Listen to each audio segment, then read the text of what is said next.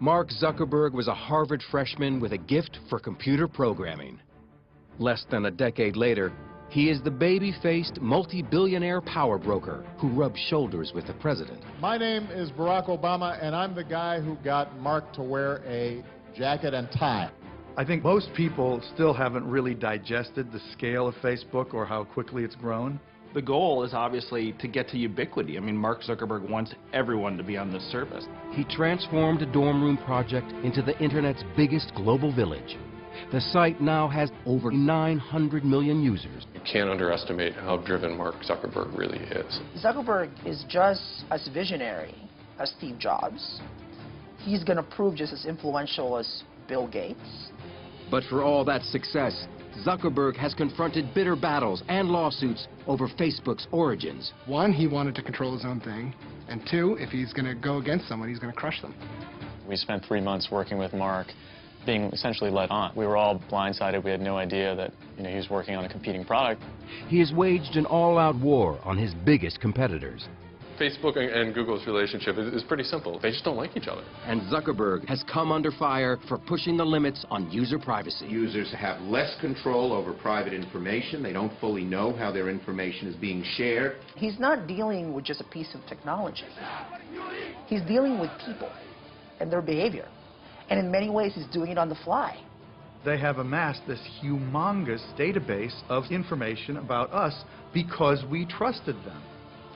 So the question is, should we still trust them?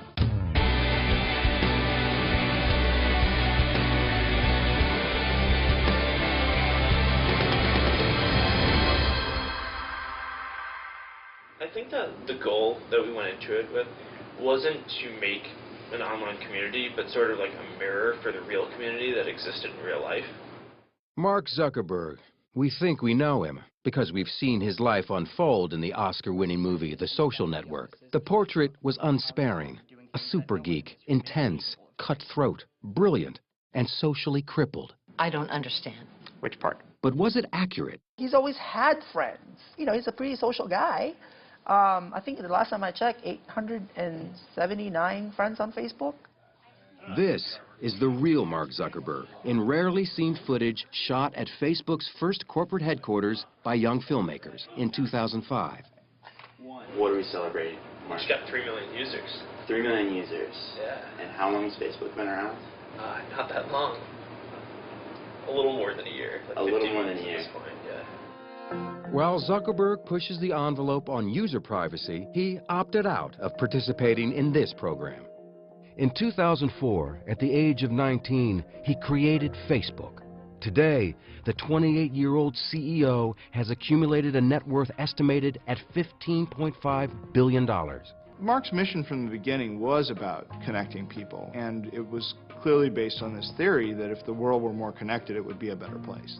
But there's a lot of surprises when you really dig deep into the story of Facebook. The biggest single surprise is the peculiar and tenacious personality of Mark Zuckerberg and the depth of his convictions and his consistency.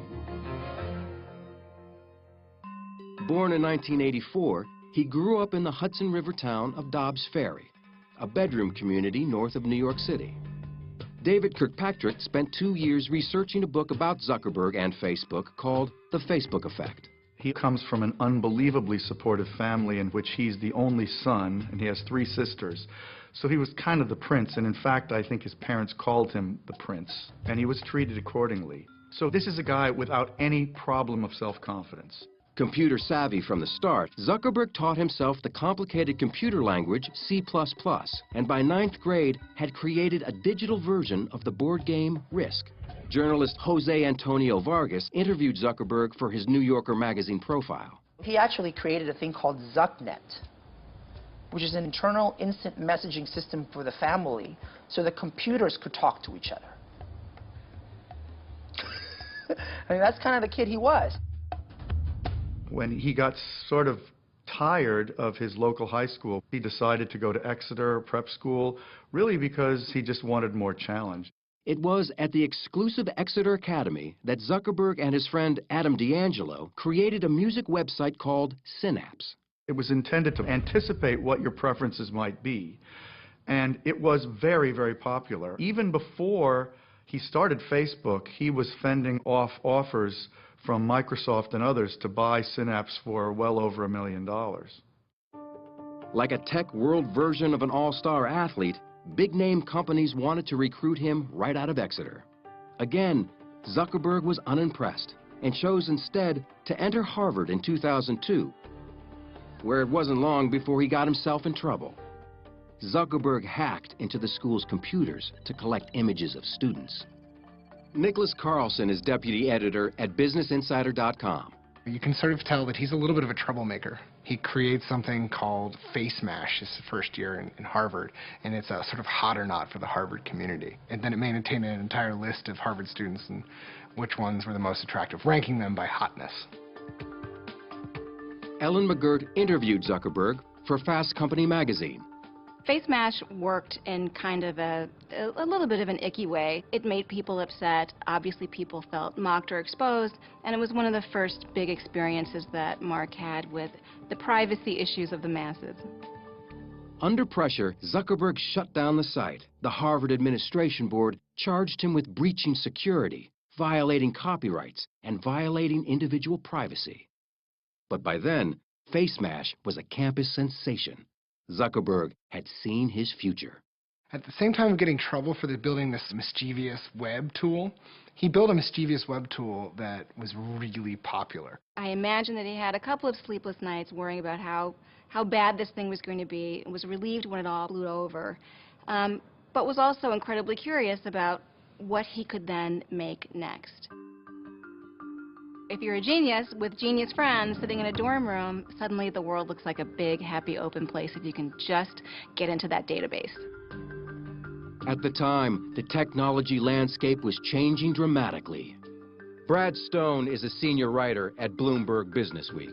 The internet was really a much different world back in 2004. Friendster really demonstrates that a social network needs to have technical chops. The site goes down all the time, it's unreliable. MySpace also, it's full of ads, it's very distracting. It also begins to have technical instability. At Harvard, Zuckerberg met classmate and future business partner Eduardo Saverin. Author Ben Mesrick is one of the few to have interviewed Saverin about the early days of Facebook. Eduardo met Mark Zuckerberg in an underground Jewish fraternity. The underground scene at Harvard, you know, these were not really fun events. These were kind of strange little social settings, really bad parties, mostly all guys. And so Eduardo and Mark met in this scene, and they became friends pretty quickly because they were both kind of outsiders. Face Mash got Zuckerberg noticed by three insiders. Upperclassmen building a social networking site called Harvard Connection, Olympic rowers and twins Cameron and Tyler Winklevoss, with partner Divya Narendra. Harvard Connection was an idea that I'd come up with when I was a junior in college. This was at the end of 2002. The team had been building the site for nearly a year. Two of their original programmers had moved on, and they desperately needed a new partner. The three of us are not computer programmers by trade or practice. We did need an actual programmer to write the actual hard lines of code, and we thought Mark was that guy. The trio reached out to Zuckerberg. He was enthused, excited, and clearly his eyes were lighting up. What happened next sparked a furious battle over how Facebook was actually created. The details unfold in email exchanges between Zuckerberg and the Harvard Connection team. At first, Zuckerberg appeared eager. I read over all the stuff you sent, and it seems like it shouldn't take too long to implement. So we can talk about that after I get all the basic functionality up tomorrow night. Then, Zuckerberg began to delay the project. December 4th. Sorry I was unreachable tonight. I just got about 3 of your missed calls. I was working on a problem set. December 10th. The week has been pretty busy thus far, so I haven't gotten a chance to do much work on the site or even think about it, really. Zuckerberg was stalling because he was busy working on a similar social networking site based on Harvard's student directory called The Facebook. He and Saverin partnered to fund it. Mark came to him and said, you know, you put up $1,000 and we'll launch this site. And, you know, there were no contracts. These were just two kids in a dorm room, really. But that's where it started. Writer Nicholas Carlson interviewed more than a dozen people involved in the founding of Facebook and found instant messages retrieved from Zuckerberg's computer he said Zuckerberg sent to Saverin. According to Business Insider, the IM suggests Zuckerberg was deliberately misleading the Winklevoss twins. He says things like, look at this site that I'm working on, Harvard Connection. Haha, they made a mistake. They asked me to do it for them because I'm working on my own Facebook. We were always under the impression that Mark was working on HarvardConnection.com. There was never an indication from him that he could not do the work, didn't want to do the work, or was working on something identical on the side called the Facebook. When he met with the Winklevoss brothers the last time, he saw that he probably should tell them that he's been working on a competing product. He sort of conferred about it with friends. But in the end, he said, you know what I'm going to do? I'm going to blank them. I'm going to blank them in the ear. On February 4th, 2004, just as he was expected to complete work on their site, Zuckerberg and his friends instead launched the Facebook. The Winklevoss brothers and Narendra found out about it the same way nearly everyone else at Harvard did. It completely blindsided us. We definitely did not expect that. Mark wanted to have control over his own project. He saw that they were on to something cool, the Winklevoss brothers, but he saw that he could do something cooler. And so, one, he wanted to control his own thing, and two, if he's going to go against someone, he's going to crush them. And that's what he did.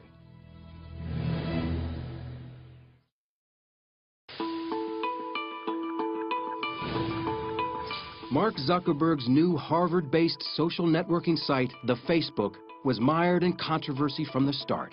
Just days after he launched it in February of 2004, the Winklevoss twins and Divya Narendra sent him a letter to cease and desist. In a nutshell, our complaint against Mark Zuckerberg is fraud, unjust enrichment, and breach of contract. Zuckerberg responded with a letter denying any wrongdoing, claiming his site was a separate venture and used none of the same code. The Winklevoss twins and Narendra would later appeal a $65 million settlement with Facebook. They lost in federal court, but that settlement could now be worth $200 million. But none of the vicious legal wrangling slowed the incredible momentum of the Facebook. At that point, my roommates were kind of like, you know, this is pretty cool. Like, I bet this would work at other schools. So we launched it at Columbia, Yale, and Stanford. And within a couple of weeks, each of those 3 schools also like had thousands of users. So we were like, all right, this is pretty sweet. Like, let's just go all out and see how many schools we can launch this at as quickly as possible.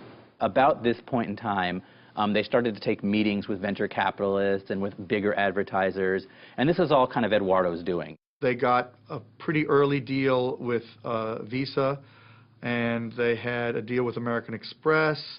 They had a number of advertisers that came and went.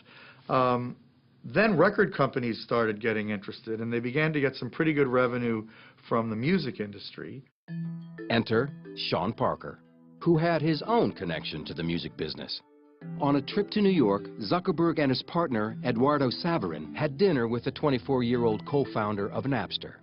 A seasoned entrepreneur and a truly creative individual, an extraordinarily interesting person who had worked his way into a network in the Valley that is just to die for, particularly at that point.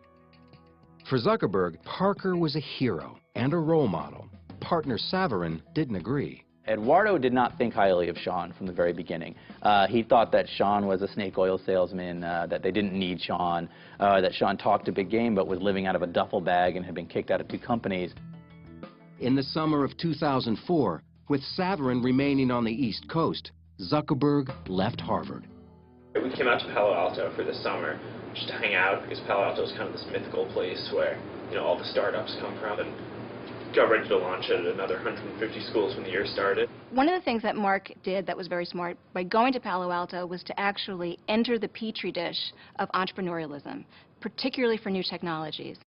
Zuckerberg and his friends moved into a large frame house with a swimming pool, and he reconnected with Sean Parker, who later became Zuckerberg's roommate.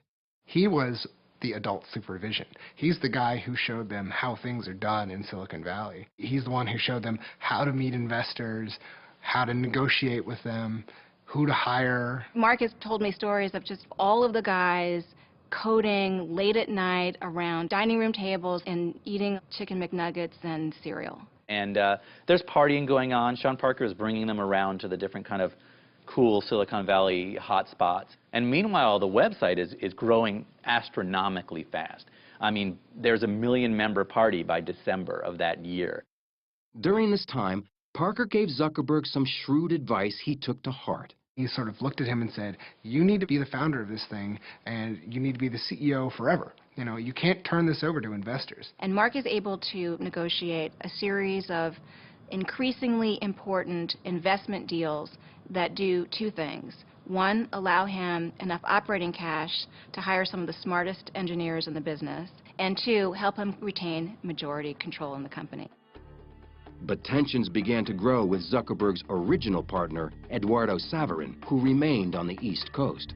Eduardo felt that, he was the business head of the company and he was no longer being treated that way. Mark and Sean were taking meetings all over California. They were meeting with venture capitalists, and they were kind of ignoring Eduardo. He retaliated. Eduardo froze the bank accounts to try and get Mark's attention, and Mark and Sean began to sort of figure out a way to build the company without Eduardo. Zuckerberg responded and froze Saverin out. Eduardo was removed from the company masthead, and he essentially became a non-entity. He became a non-person. He was thrown out, and he became very upset.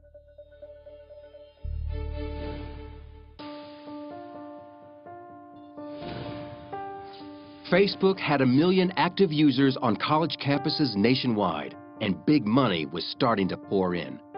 Sean Parker, the new president of Facebook, introduced Zuckerberg to Silicon Valley angel investor Peter Thiel, who put $500,000 into the company. Then, in the spring of 2005, the venture capital firm Excel Partners offered Zuckerberg $12.7 million for an 11% stake in the company. And didn't ask for much control at all. Walking away from that investment, Mark controlled 3 out of 5 board seats. Which is a bizarre and unprecedented situation to have one individual have absolute, effectively dictatorial control over the disposition and direction of an increasingly giant company. Overnight, the Excel investment gave Facebook a valuation of $100 million. As Facebook's public profile grew, so did Zuckerberg's control. This time, Sean Parker was edged out. In August of 2005, Parker was arrested for suspicion of cocaine possession. Although not formally charged with a crime and immediately released, it led to his abrupt resignation as president of Facebook. He was the primary outside face of the company, and it was felt that somebody who was under any kind of a cloud with drugs was not the right guy to be the public face of Facebook. So Mark reluctantly agreed that he ought to leave. Facebook was growing with remarkable speed, and Zuckerberg moved the company from its frat-like house with the pool to a larger and more conventional space in downtown Palo Alto. 3, 4, 5. But the college atmosphere remained the same. One of the things that I do focus on at Facebook is making sure that the culture is very friendly, and that people hang out. In terms of managing this whole process, nothing, nothing. Like, I have no idea what I'm doing, Even their employee interviews were different. Chris Kelly was brought on in the new position of Chief Privacy Officer to deal with Facebook's increasingly contentious privacy issues, at a time when the entire company numbered only a couple dozen employees. The first time I met Mark, we climbed out on the roof, out through the window, and did our interview on the roof of what was then a World Wraps.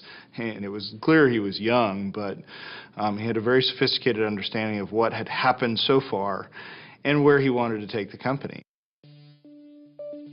Determined to keep Facebook's unusual creative culture alive, all-night hackathons were one way to do it. We have these hackathons at the company, right, where basically everyone gets together and just hacks on something and builds something all night long. And the only rule is that you aren't allowed to work on at a hackathon what you work on the rest of the time. So people work on crazy stuff. Hackathons were some of the most kind of creative focus that you could ever imagine in a company. Imagining these incredibly talented engineers coming together for a night and saying, we're going to stay up all night and we're just going to program. And we're going to pick a project and we're going to get it done that night. It's like, great, make it. We'll prototype it. And there'll be a prototype war and see who wins. it can be a contentious environment. Bull, man, they wouldn't be able to get all the way across. No, I disagree. That's bull. We had an argument. From Mark's point of view, this is where good ideas come from, quickly and efficiently. Good ideas were flowing. Zuckerberg then made a change that would give Facebook a sudden and dramatic boost, allowing people to identify or tag themselves and their friends in photographs. That was a huge, huge change that led to massive new use of Facebook, and photos became very rapidly by far the most used part of Facebook and became the single biggest driver of its growth. That growth continued in one direction, up. According to Facebook's internal tracking, its user base had shot to 5.5 million users in less than 2 years. And media giants were banging on the door. In 2006, Yahoo baited the 22-year-old Zuckerberg with an extraordinary offer, a buyout for $1 billion. Even more extraordinary, Zuckerberg turned them down. Now, if you are a parent of someone about Mark's age, you're looking at the Yahoo decision and thinking, why did you not take that money? It's never been about money. If it was, it would have just sold out. We just felt that doing that and going down that path would not help us build Facebook out to what we thought it could be.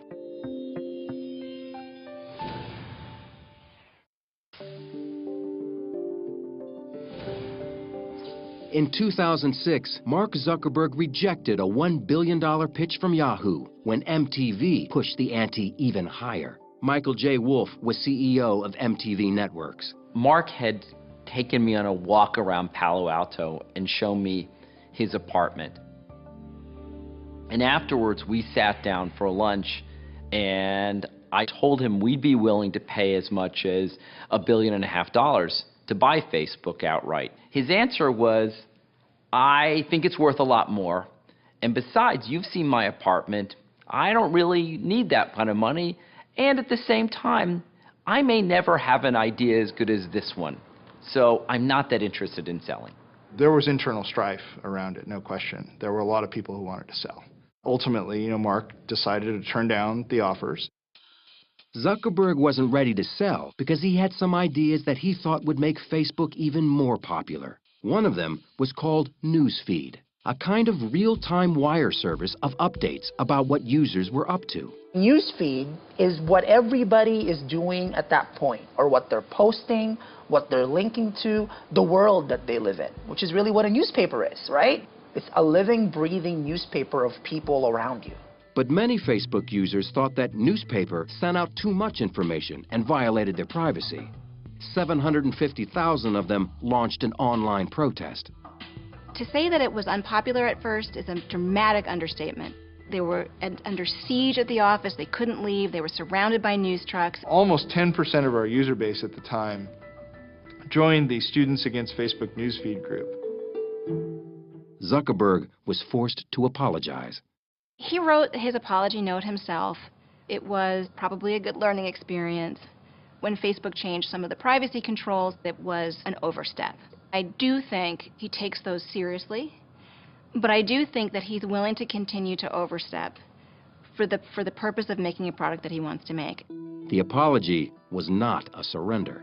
Zuckerberg was sure that users would get used to this new level of sharing, and he turned out to be right. After tweaking Newsfeed, it became one of the most popular elements of the Facebook experience.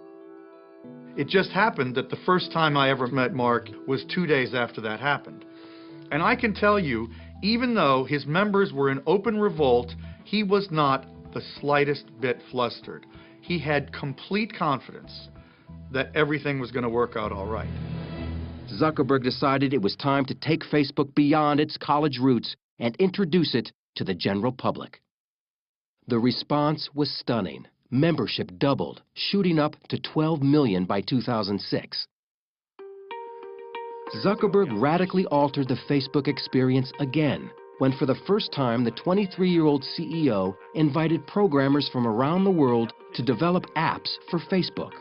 It was another turning point, expanding Facebook from an insular world of information to a platform.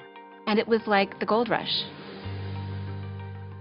You open up this wonderful platform and in comes every kind of developer with every kind of idea, from video sharing to games to things that blink to things that turned into, ballerinos and hippos and just every kind of fun, wonderful thing.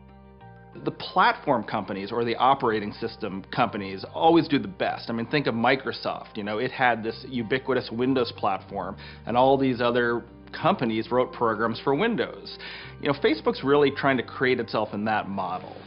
And in 2007, Microsoft itself entered the picture, this time with a deal Zuckerberg couldn't turn down. And for the first time, the world got a glimpse of what Facebook may really be worth. By the time people were finally getting used to the idea that anyone would pay $1 billion for Facebook, Microsoft comes along and pays $250 million for 1.6% of the company.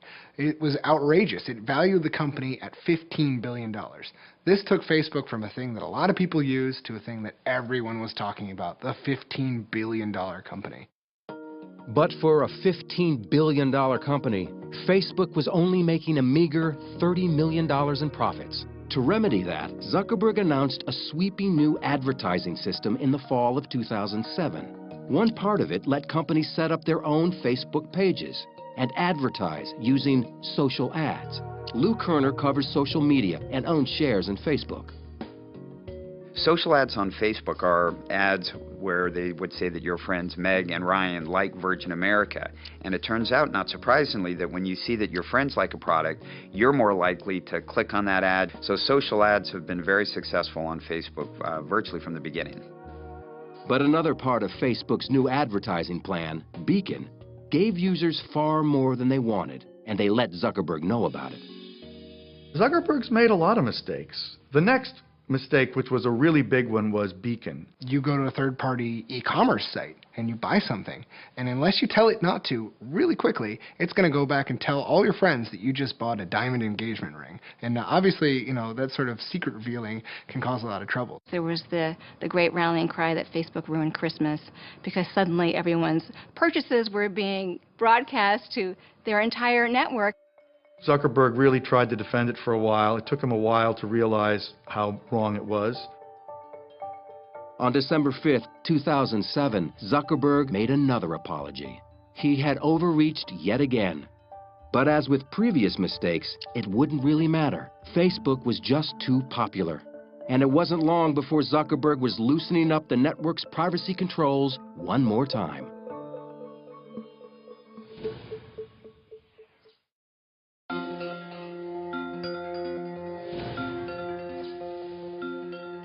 More than 4 years after co-founding Facebook, Zuckerberg still seemed uneasy in the public spotlight. What's your next thing you're going to do? Get bought? No. None of these rumors are true, right? This is making me feel very uncomfortable. All right. By 2009, rumors were indeed swirling that Facebook would go public. Instead, Zuckerberg took money from a new investor. Yuri Milner, CEO of the Russian internet investment firm Digital Sky Technologies, offered a $200 million deal for just 1.9% of the company. Deals of that size are kind of never easy. There's a lot of back and forth. This deal was about the vision that we shared, how big this company can get. Everything else was sort of secondary. Milner's investment allowed Facebook to continue to expand, and it kept the development of the company firmly in the hands of its founder. Zuckerberg knew that pushing Facebook advertising even further was the key to continued growth. For years, Zuckerberg believed that Facebook was in a unique position. Today, even with the most advanced advertising systems that exist, they only have estimates of what someone's gender might be, or what someone's age might be, or what they might be interested in. But on Facebook, we know exactly what gender someone is, and exactly how old they are, and exactly what they're interested in. Jeremy Smith is Chief Strategy Officer for Second Market, a company that brokers shares in privately held companies which cannot yet be traded on the public market. What makes Facebook so desirable from the perspective of advertisers is that they are able to accumulate information on their users like nobody else. The funny thing is, the users don't really view it as data. It's themselves. It's their information. It's their lives that they're putting on there. But as far as advertisers are concerned, it is the holy grail of data. Pushing the boundaries of that holy grail of data was about to get Zuckerberg in trouble again. In December 2009, he revamped the privacy settings for Facebook's then 350 million users. Unless users individually restored their settings, previously private information was now available to everyone on the internet. Many people just sort of took that default and somewhat inadvertently allowed a lot of their information to become public. And many privacy advocates believe that they didn't explain that or disclose it sufficiently. A firestorm of complaints from users and consumer groups forced Zuckerberg to backtrack again, sparking concerns in Congress. We are here today to urge Facebook's creator and CEO, Mark Zuckerberg, to revisit this new policy as soon as possible.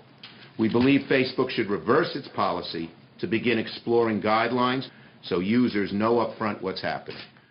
Adding fuel to the fire was the surfacing of still more instant messages. Business Insider published messages they said showed a friend asking then college-aged Zuckerberg why people shared their emails with him. Zuckerberg's response was curt and profane. You know, I mean, I asked him point blank about it, and he was very embarrassed by the fact that he had sent these IMs. Less than 1 month later, he was put on the hot seat in a memorably awkward interview at the All Things Digital conference. Do you feel like you're violating people's privacy? You know, there were real learning points and turning points along the way in terms of building things. If I knew what I knew now then I hope I wouldn't have made those mistakes. But I can't go back and change the past. I can only do what we think is the right thing going forward. You know, anybody who's ever kind of doubted what Facebook is about or want to question his integrity, I mean, they can keep pointing back to that, right? To that instance of like, I can't trust that guy. That is going to be our check on him for as long as he remains CEO, you know, and in charge of that company. It's going to be like, okay, you're not that guy. Well, prove to us that you're not that guy. Chris Hufnagel, the director of privacy programs at the University of California, Berkeley, believes Mark Zuckerberg purposefully pushes the envelope on privacy. In most situations where a company does something that's unpopular, they have blowback. They lose the ability to do something. But in Facebook's case, we have something I call blow forward, where they take 2 steps forward, there's some type of public reaction, and they just take a little step back. And so over time, they've been able to open up profiles more and more. Mark does not think you should be a different person at work than you are at the bowling alley, in bed, at school. You know, he basically thinks you should be consistent across all these environments. So that's a very radical view for many older people.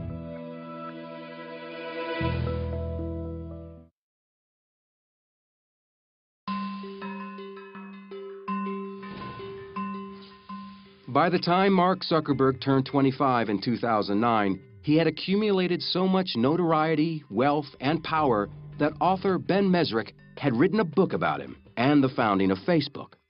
This story started for me at an email I received just out of the blue to my website, and Eduardo Saverin was angry. He wanted to tell his story. He had co-founded Facebook with Mark Zuckerberg, and then he said had been kicked out of the company, and he felt betrayed, and he wanted to talk. Saverin talked to Mesrick for 6 months about a lawsuit he'd filed against his former Harvard classmate for diluting Saverin's share of the company. According to Mesrick, Facebook found out Eduardo was talking to him. And they essentially settled with Eduardo. Nobody knows for sure what happened, but what I've heard is he got 5% of Facebook, and he had to sign an agreement that said he would never speak to Ben Mesrick again. But Mesrick already had enough material for his book. My proposal had leaked out on the web. Aaron Sorkin saw it. Scott Rudin saw it. So Sorkin immediately signed on to write the screenplay, and everything happened very quickly from there. The pre-release publicity surrounding the movie also seemed to force Zuckerberg to go on a PR offensive. The previously press-shy Zuckerberg was suddenly everywhere. If you build something great, that's what people care about. When people don't care about what someone says about you in a movie. He gave Oprah a tour of his house in 2010 and announced on her show a $100 million donation to public schools in Newark, New Jersey. $100 million.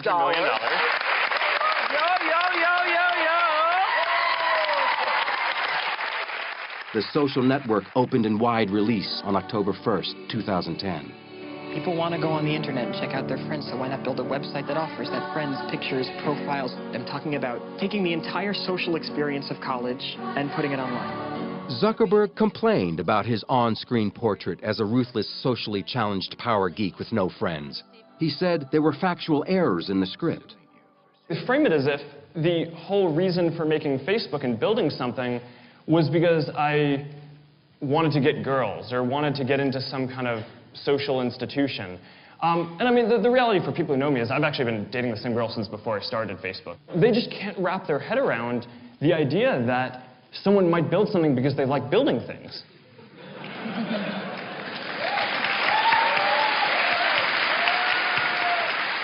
Though he initially said he wouldn't see the movie, Zuckerberg ended up taking his entire staff to it. He even showed up on Saturday Night Live. You ever end up seeing the film, the Social Network? Yeah, I did. Cool. Yeah. Oh, thanks. And what did you think? It was interesting. Thank you to the Hollywood Foreign Press for this extraordinary honor. The Social Network won a Golden Globe Award for Best Dramatic Picture, as well as 3 Academy Awards. First Tunisia, now Egypt. What's next? But to an increasing number of people around the world, Facebook wasn't just a Hollywood movie. It was affecting real life.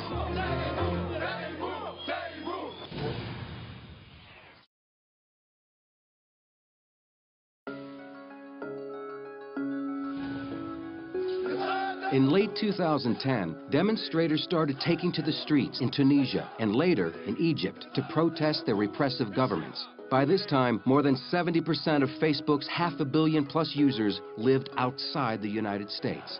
In Egypt, one flashpoint for the anger was a case of police brutality. At the center of the protests was a Google employee who ran a Facebook page.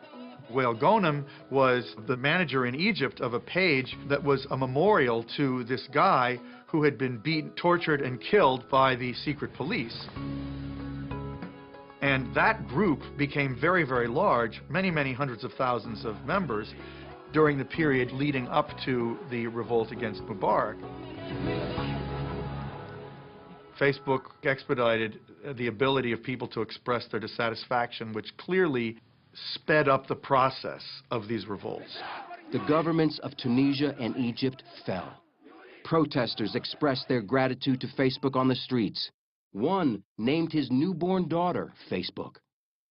And Wael Ghonim sang the social networking site's praises on CNN. I want to meet Mark Zuckerberg one day and thank him. I'm talking on behalf of Egypt. This revolution started on Facebook when hundreds of thousands of Egyptians started collaborating content. You know, like we would post a video on Facebook. It would be shared by 50,000 people on their walls within a few hours. Facebook itself was very quick to try to distance themselves from that political activity. I mean, obviously, they supported it, but they don't really want to be seen as a tool of change because obviously Facebook wants to be active in regimes like China. They don't necessarily want themselves viewed as a tool of insurgency. Zuckerberg has taken on a personal goal that might help him with his mission to connect the world. He says he spends an hour a day studying Chinese, which could potentially help him gain 1 billion new friends. It's the fastest growing and the biggest internet market in the world. There are hundreds of millions of users, and his mission is incomplete if he's not in China. Mark Zuckerberg's power had never been greater, and once again, speculation grew that he would take his company public. Despite enormous pressure, Zuckerberg has been hesitant to pull the trigger and cash in. 100 years, 200 years from now, what's going to be more important? The money, right? Or the fact that he has had this kind of impact? Or the fact that he's, executed and developed and helped evolve this thing that is more than just a technology site, and it's more than just a website. And so I think that's why it's never been about money, and it's never been about status. When companies go public, it's a tremendous strain on the management. And in fact, on top of all of that, When you go public, you open yourself up to even greater government scrutiny.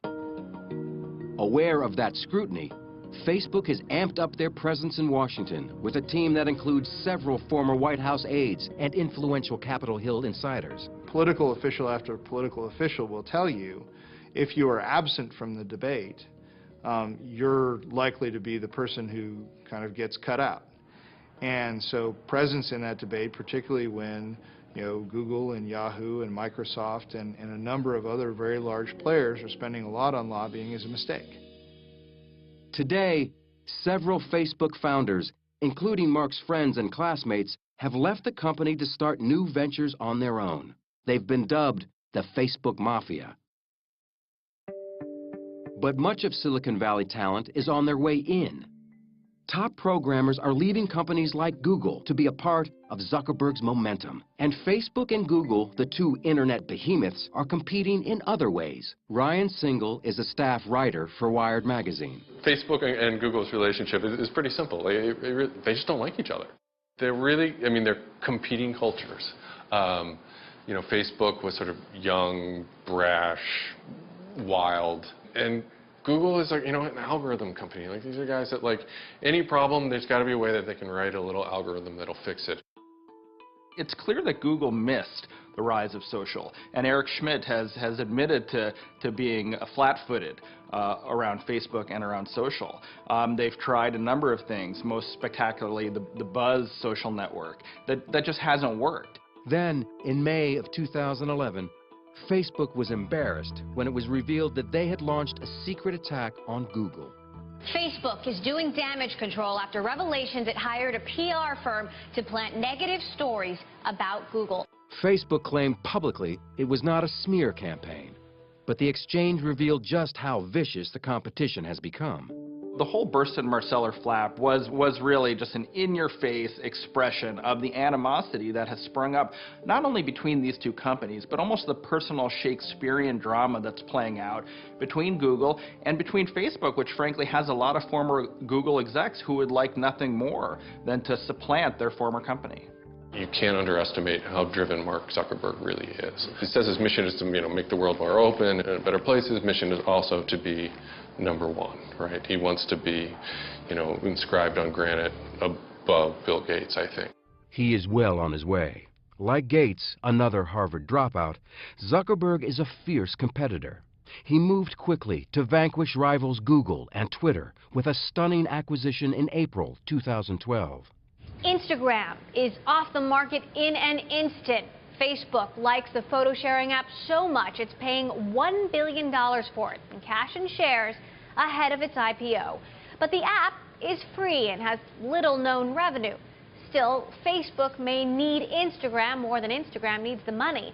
Instagram has become a photo-sharing competitor and a social network all its own. It was considered a radical and defensive move. Facebook cannot take any chance that any other social network oriented toward photos could really get traction that would compare to theirs. And I think, so there's a preemptive quality to this. Also, I think almost certainly Google was interested and probably maybe forced Facebook to act now.